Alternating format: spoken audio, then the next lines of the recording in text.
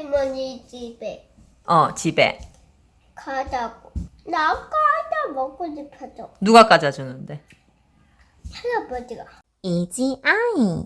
안녕하세요. 이지아이 이지쌤입니다. 36개월까지가 뇌발달의 결정적인 시기라는 거 알고 계시죠? 오늘은 제가 30개월에서 36개월이 될 때까지 표현 언어 이거는 꼭 되어야 된다를 말씀드릴게요. 6가지 바로 시작할게요. 첫 번째, 표현할 수 있는 단어가 적어도 200개 이상이다. 두 번째, 평소 말할 때 2단어 이상의 말이 주를 이룬다. 세 번째, 모든 모음을 정확하게 사용한다. 자음도 대부분 알아들을 수 있다. 네 번째, 말을 주고받으면서 간단한 대화가 이어진다. 다섯 번째, 아이가 먼저 말을 걸면서 대화를 시작한다. 여섯 번째, 아파, 재밌지 같이 눈에 보이지 않는 단어를 사용한다. 먼저 단어의 수인데요. 30개월에서 36개월 시기 아이들은 적어도 200개 이상의 단어를 사용할 수 있어요. 그런데 이 시기 때 이 200개라는 단어의 수가 뜻하는 바가요. 많은 단어의 숫자이기도 하지만 다양한 단어를 쓸 수 있다는 거거든요. 오늘 하루 동안 우리 아이가 쓴 단어, 우리 아이가 표현한 단어를 메모지에 한번 써보실게요. 만약에 아이가 단어를 많이 쓰긴 쓰는데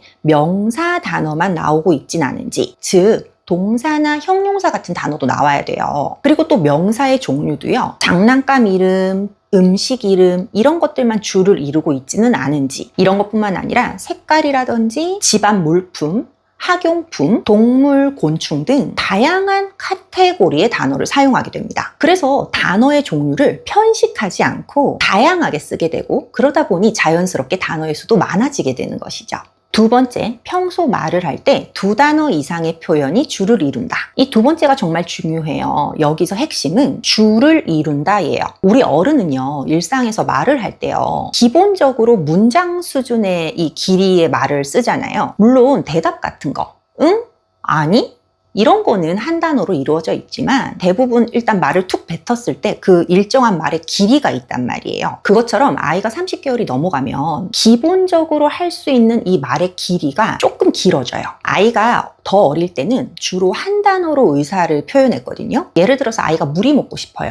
그러면은 물 이렇게 한 단어로 표현을 했단 말이에요. 그런데 이제 30개월이 넘어가면 이러한 표현이 엄마 물이라든지 엄마 물 줘, 물 먹을래 이렇게 말의 길이가 길어져서 나타난다는 거죠. 즉 어쩌다 한 번씩 2단어, 3단어 문장이 나오는 게 아니라 평소의 의사소통에서 2단어 이상의 표현이 주를 이룬다는 것이죠. 그래서 부모님께서는 평소 아이를 관찰해 보시고, 우리 아이는 말을 할 때 한 단어로 말을 하는 양이 더 많네, 단어 2개를 붙이거나 3개를 붙여서 말하는 게 더 많네, 이 비중을 한번 살펴보시는 거예요. 2단어 이상으로 말을 하는 그 양의 비중이 더 많아지는 게 이 시기라고 볼 수 있습니다. 세 번째는 발음인데요. 이 시기에는 대부분의 모음이 정확하게 나와요. 자음은 어떨까요? 자음은 아직 좀 어려운 발음들이 있을 수 있어요. 특히 스나 르 같은 발음은 아이들이 많이 오류를 보이거든요. 그런데 이런 발음이 조금 어려워서 아이가 오류를 보이더라도 전반적으로 아이가 무슨 말을 하는지는 알아들을 수가 있어야 합니다. 발음에서 오류가 있는데도 알아들을 수 있다는 건요, 그 오류 패턴이 몇 개 없고 또 오류를 보이더라도 일정하게 오류를 보인다는 거거든요. 그러니까 잘못 말하는 거를 계속 비슷한 거를 잘못 말하니까 계속 듣다 보면 엄마도 이게 틀리지만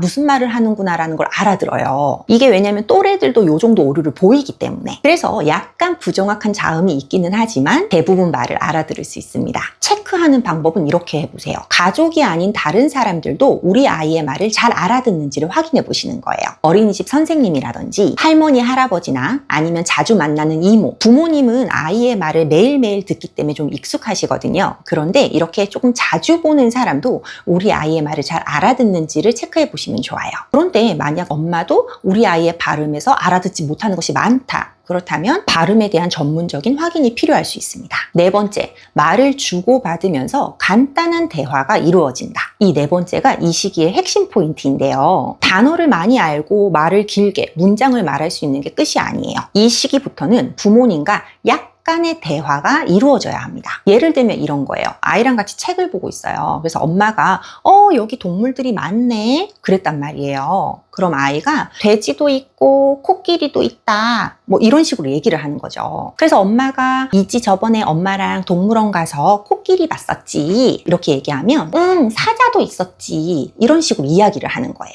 대화가 주고받고 이어지는 것이죠. 이 시기는 이렇게 관심 있는 이야기를 꺼냈을 때 그 이야기의 주제로 두세 번 정도 서로 주고받으면서 대화가 이어질 수 있습니다. 만약에 부모님이 아이한테 뭔가를 물어봤는데 아이가 대답만 하고 끝, 더 이상 안 이어진다? 아니면 아이가 자기 하고 싶은 말만 하고 부모님의 질문에는 별로 반응이 없다? 이러면 대화를 주고받는 능력이 부족한 거예요. 이러한 대화 주고받기는 사회성과도 연관이 깊기 때문에 반드시 확인해 보셔야 합니다. 5번째, 아이가 먼저 말을 걸면서 대화를 시작한다. 어렸을 때는 아이가 할 수 있는 말이 많이 없잖아요. 그러다 보니까 엄마의 말의 양이 더 많아요.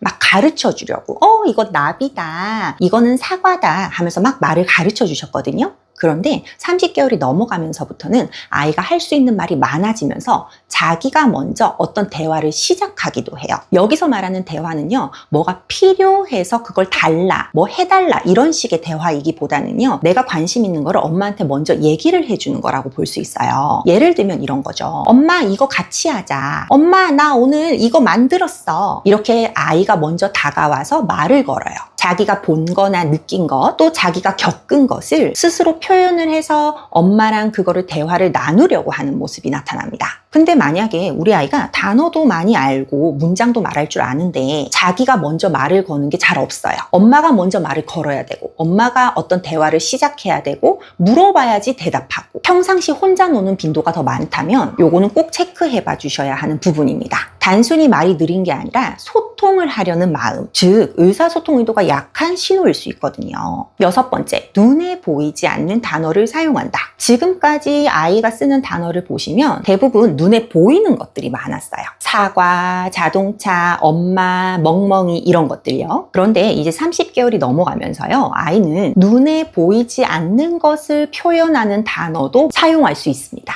예를 들면 이런 거죠. 아파, 재밌지, 슬퍼, 무서워, 좋아, 화났어 이런 단어들이요. 아픔이나 재미, 슬픔, 무서움 이런 것들은 만져지지도 보이지도 않잖아요. 즉 상태나 감정을 나타내는 단어들이에요. 이게 왜 중요하냐? 눈에 보이는 거를 말로 표현하는 거는 비교적 쉽거든요. 사과를 보고 사과 하면 되니까요. 근데 눈에 보이지 않는 거를 표현해내려면은 추상적인 사고력이 필요해요. 자기 안에서 일어나는 느낌을 알아차리고 그거를 단어와 연결하는 능력이 필요한데 이게 이 시기에 자라나게 되거든요. 만약 우리 아이가 사물의 이름은 많이 아는데 이런 감정이나 상태를 뜻하는 단어들의 표현이 적다면 이런 상황이 생길 때마다 적합한 단어들을 아이에게 자주 들려주시는 것이 좋습니다.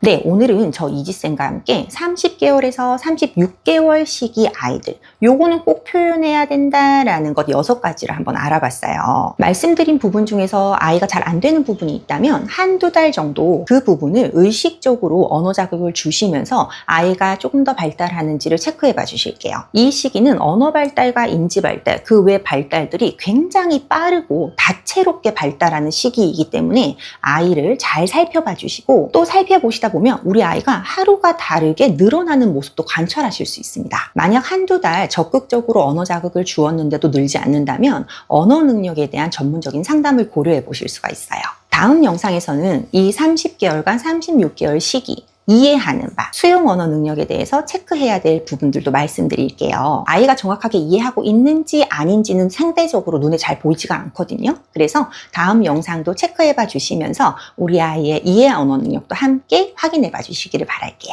오늘 영상이 도움되셨다면 구독과 좋아요 꼭꼭 부탁드리고요.